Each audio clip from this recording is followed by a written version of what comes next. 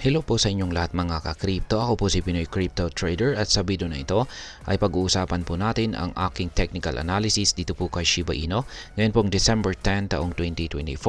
Pero quick update lamang po tayo rito kaya diretso na po tayo sa pagte-technical analysis sa kanyang daily chart time frame dito. Unang-una ay meron po siyang ascending triangle pattern dito. Ayan, kitang-kita naman po natin. At isa po itong parang bearish pattern. Ayan, kung saan ay mas mataas po talaga na magkaroon ng breakout sa lower portion ito. At kung pag ito ay nagkaroon ng breakout sa lower portion ito ay makakaranas po ito ng matinding pagbagsak sa presyo. At posible base sa ating pattern dito ay possible po na balikan niya ang major support natin dito sa presyong 40 digits 1769. Ayan, dito po yan. Pwede siyang bumagsak umabot rito.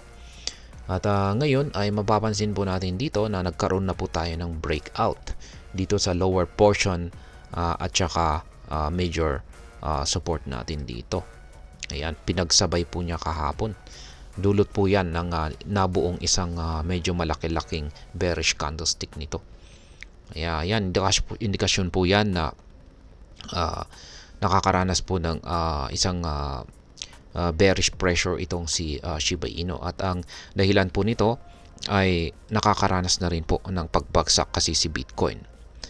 At alam naman po natin siguro lahat, ayan, lalong-lalo na yung mga matagal na pong nanunood or laging nakasubaybay sa aking mga technical analysis dyan na itong si Shiba Inu ay correlated po siya or ibig pong sabihin ay napakalapit ang kanyang galaw sa galaw ni Bitcoin. Or sa madaling salita ay kung umaangat si Bitcoin ay umaangat na rin itong si Shiba Inu.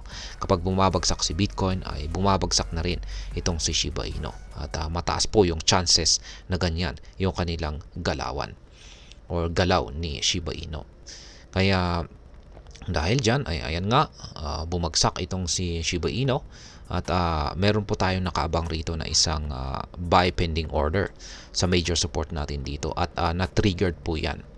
Kaya nakabili po tayo rito sa major support na yan. At dahil dyan ay pinalitan po natin yan ng isang sell pending order or take profit dito sa ating minor resistance dito sa presyong 40 digits 3222. Ayan, yung sunod po na nakaabang na buy pending order natin ay dito naman po sa minor support. Ayan, dito sa 40 digits 2359. Halos malapit na po itong tusukin ng karayom ng ating candlestick kahapon. Ayan, konti na lang ay matitrigger na rin yan. Kaya sayang. At ngayon ay update po natin yung mga nabasag na yung nabasag na major support natin dito. Ito na po ay nagsisilbing isang major resistance line. Ayan. Maging yung lower portion ng ating pattern na ito ay nagsisilbing resistance na rin yan. Kaya ngayon ay sa tingin ko ay mauuwi po ito sa posibleng pagko-consolidate sa ilalim ng ating major resistance line dito. Ayan, maaaring magko-consolidate po siya rito. Ayan. Kasi may harang po tayo dito sa itaas at saka ibaba. Yan, yung harang po natin dito is yung ating major resistance dito. At dito naman sa ibaba ay ang minor support natin dito. Pero sa tingin ko ay ito po talaga yung bibigay. Kasi napaka bearish po ngayon ang kalagayan nitong si Shiba Inu. Ayan. Ngayon ay ayan, magpapatuloy po siya sa kanyang pagbagsak. Sa tingin ko ay patuloy po siyang babagsak. Ayan, kung tuluyan na pong mababasag yung support natin dito. At sa tingin ko ay kung sakaling nabasag po yung minor support natin dito, ay sa tingin ko ay dito na po talaga matitrigger yung ating sunod na nakaabang na buy pending order dito sa 40 digits 2359. Kaya yan, dapat ay paghandaan po natin yan. May naka-buy po dapat tayo rito sa mga sunod na mga support natin dyan. Ayan, ngayon ay syempre nandyan pa rin po yung chances na balikan ni Shiba Inu yung ating minor minor resistance dito sa itaas. Ayan.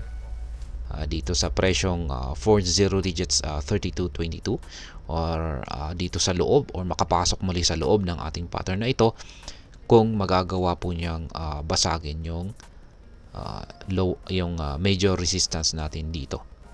Ayan, at saka syempre yan, kung makakapasok siya sa loob. Ayan, pero medyo mukhang matigas-tigas po ito at lalong-lalo na at yung dalawang indicators natin dito ay nagpapakita na po ng nag-uumpisang or nabubuong bearish na momentum. Yung ating Hall Street indicator dito ay mapapansin natin na ayan, nag-curve na po siya. Nag-uumpisa na po siyang magkaroon ng bahagyang kurbada at lumiliit pa yung sukat nito. Sinyalis po yan na posibleng magbago na po ito ng pangangatawan or yung kulay ng kanyang pangangatawan. At kung nagpatuloy po itong lumiit, yan, lumiit yung sukat nito ay yan, pataas ang chances na magkakaroon po tayo ng isang trend direction. At kung pag naging kulay red po yan, kapag naging kulay red ang ating Hall Street indicator dito, ibig pong sabihin ay mataas ang posibilidad na maaring bumagsak itong si Shiba Inu hanggang dito sa sunod na major support natin dito sa presyong 40 digits 1769. Yan, which is maganda po yan. Para sa akin is maganda po yan. Kasi makakabili na naman po tayo rito sa mga mababang presyo. Ayan, yung mga iba na kinakabahan ay syempre yung mga mostly yung kinakabahan po dyan ay yung mga nag-futures trading na mali po yung entry, mali yung pasok dito. Nag-buy sila rito. Ayan, kung pag nag-buy ka dito, ayan, tapos hindi ka gumamit ng stop loss dito. Ayan, sabi natin dito. At bukas pa rin. Ay syempre, tapos biglang bumagsak ulit. Patuloy sa pagbagsak itong si Shiba Inu. Ay syempre, nanginginig ka na dyan. Dahil sa lumalaki yung loss mo. Kaya, ayan, kaya hindi ko po rini-recommend ang futures trading muna sa mga baguhan. Kaya mas magandang mag-stick muna tayo sa spot trading kasi mas safe po talaga ito para sa mga baguhan. Kaya at least yung panlaban po natin dito sa pagbagsak na ito or bumabagsak na presyo ay ang dollar cost averaging. Yan, tulad po ng ginagawa natin dito na bumibili po tayo sa kada support level. Kaya ayan, at syempre maliban po dyan ay kung matagal na po ninyo akong sinusundan or ginagaya ay yan, wala po tayong dapat na ikabahala kung babagsak ngayon si Shiba Inu. Dapat ay magsaya po tayo kasi nitong mga nakalipas na araw ay ayan, ilang beses na po tayo na binigyan ng magandang opportunity para makapag-take profit dito kay Shiba Inu. Ayan, yung mga kulay yellow na arrow signs po na yan, ayan po yung mga previous take profit natin. Ayan, ilang beses na po, nakarami na po talaga tayo. Kaya oras naman ngayon para tayo ay mag-accumulate at palakihin muli yung ating SHIB holdings. Kaya ayan po yung mga projections ko rito. Yung ating QQE mode indicator naman po rito ay mapapansin natin na halos magkakapantay yung mga sukat nito.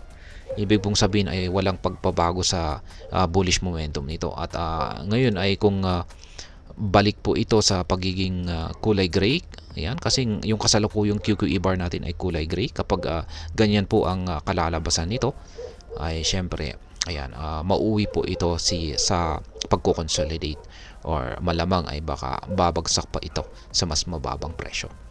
Kaya dyan po ang kalagayan ng buong crypto market ngayon. Hindi lamang po itong si Shiba Inu. Halos majority po ay it's either nagko-consolidate or dahan-dahan po na bumabagsak ang presyo. Kaya ayan, malamang ay baka naghahanda po ang buong crypto market para sa isang matinding pag-angat na presyo sa susunod na taon or next year. Yan, kasi sa tingin ko talaga baka sasabog po talaga, muling sasabog po siguro ulit ang crypto market sa pag-upo ni Pangulong Donald Trump bilang opisyal na presidente ng US. Yan, kasi sa January 20 pa po siya uupo at para maging isang opisyal na pangulo ng US. At ayan, para sa mga bago lamang po rito ay check na lamang po ninyo ang description ng video na ito para malaman kung anong platform at mga indicators ang ginagamit ko dito.